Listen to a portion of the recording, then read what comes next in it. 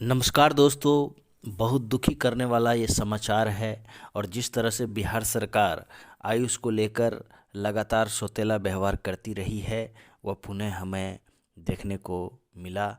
और इस बात का कहीं दूर दूर तक अंदेशा नहीं था कि इस तरह से बीटीएससी के द्वारा चयनित अभ्यर्थियों के साथ धोखा होगा और इस तरह के निर्देश सरकार देगी।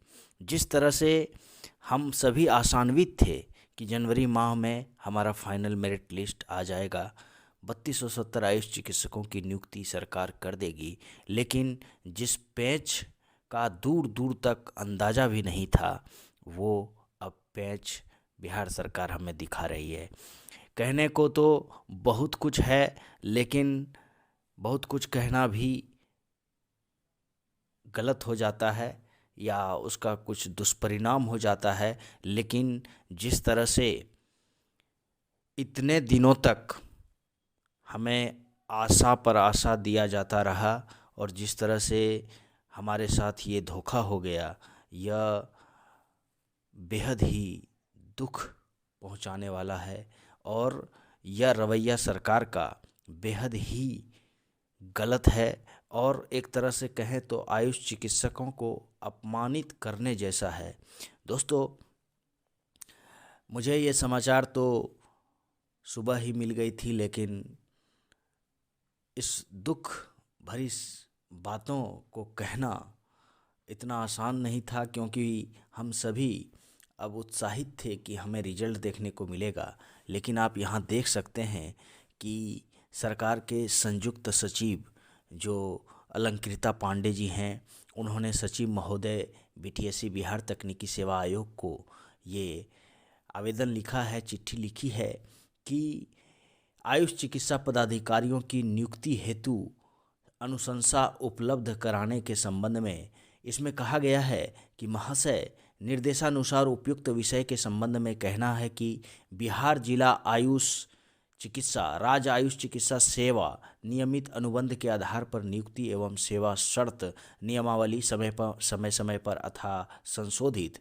2010 में सिविल अपील संख्या 4643, 4644, 4645 2003 में दिनांक 1/11/2007 को माननीय सर्वोच्च न्यायालय नई दिल्ली द्वारा पारित आदेश के आलोक में state faculty of Ayurvedic and यूनानी मेडिसिन पटना से वर्ष 2003 तक GAMS graduate in Ayurvedic medicine and surgery में उत्तीर्ण।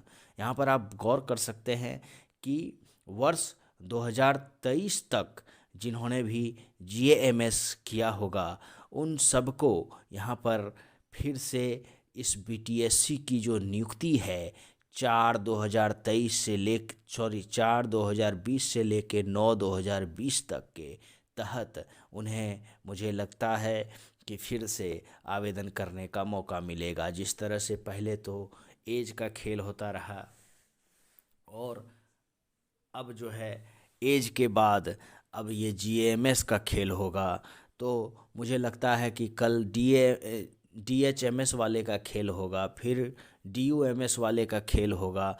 इस तरह से मुझे तो लगता है कि बिहार सरकार को इसे रद्द करके परीक्षा ले लेनी चाहिए थी। और यह परीक्षा ले या ना ले, जिस तरह से MBBS वालों को अंकों के आधार पर लगातार वर्षों से चयनित किया जाता रहा है, उसी तरह से आयुष चिकित्सकों की ये पहली पहल थी सरकार की हम लोगों की नियुक्ति को लेकर के। और जिस तरह से परिहास और जिस तरह से हमारे साथ मजाक हो रहा है, यह बहुत ही निंदनीय है और आयुष चिकित्सकों को अपमानित करने जैसा है। मैं सरकार की घोर निंदा करता हूं।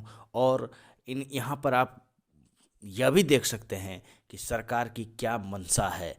आप अगर GAMS वाले को कहीं पर आप देखिए कि आपके जो एडवर्टीजमेंट थे उसमें कहीं भी GAMS का जिक्र नहीं था, और आप बीच में इस बात को संशोधित करते हुए ये फिर से आप इस बात को ला रहे हैं, तो ये क्या है? कहने को आप आयुष चिकित्सकों के बारे में, आयुष चिकित्सकों को बिहार सरकार में काम करने का मौका देना चाहते हैं, लेकिन यह किस तरह का मौका है? क्या अगली वैकेंसी में अगर सर्वोच्च न्यायालय का ऐसा आदेश था तो यह जो 2003 तक किए हुए लोगों था, ये 2020 की वैकेंसी थी। तो एडवर्टीजमेंट में आप लिख देते, आपको किसने रोका था? आप डीएचएमएस वाले को भी मौका दे सकते थे, किसने रोका था? लेकिन इन सारी चीज़ों की आपने कहीं पर चर्चा नहीं की, और बीच में ये बात अगर आप घुसेड़ रहे हैं तो मुझे नहीं लगता है कि ये आप आयुष चिकित्सकों के बारे में किसी भी तरह से भला सोचते हैं।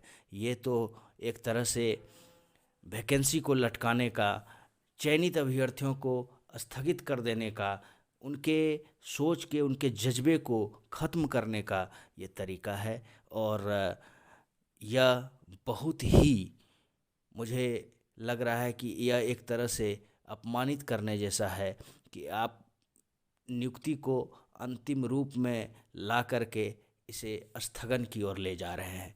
तो कुल मिलाकर देखा जाए तो यह बहुत ही दुखद भरी बात है। और इस बेला में हमने धैर्य रखा है। आयुष चिकित्सकों की ऐसी भी लगातार परीक्षा होती रही है, तो हमें धैर्य ही रखना है। और आगे जो हमारे सीनियर कुछ सरकार को अपनी बातें कहने के लिए 18 जनवरी की तारीख को चुना है, उस 18 जनवरी को देखिए वो किस तरह से अपनी बातें रखते हैं। अगर सरकार की मंशा सही हो तो जिस तरह से जीएमएस की ये बात आई है, तो इसमें बीएचएमएस जो होम्योपैथी फैकल्टी के हैं और यूनानी फैकल्टी के डॉक्टर हैं, उनके रिजल्ट को आप प्रकाशित तो कर ही सकते हैं। आयुर्वेदिक चिकित्सकों को कुछ दिनों के लिए रोक सकते हैं।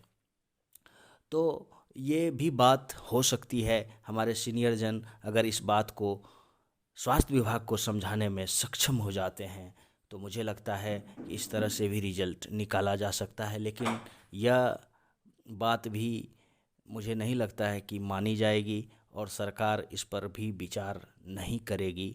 ऐसा ही हमें सोचना भी चाहिए। और मुझे लगता है कि आयुष चिकित्सकों की यह जो भर्ती है अभी स्थगन में ही रहेगा।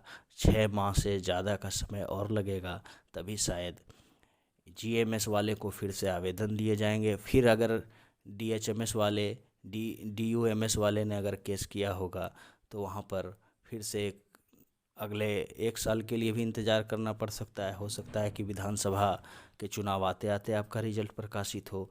अब कुछ भी हो सकता है, कुछ भी कहना बेकार की बात होगी। अब देखिए आगे क्या होता है। हमारे सीनियर, हमारे जो आयुष के संघ हैं, वो किस तरह से अब अपनी बातों को आगे बढ़ाते हैं, सरकार तक अपनी बातों को पहुंचाते हैं, और इस वैकेंसी को क्लियर करा पाते हैं या नहीं, ये देखने वाली बात होगी। लेकिन फ़िलहाल जो बात है वो स्थगन की ओर बात धकेल दी गई है। धन्यवाद।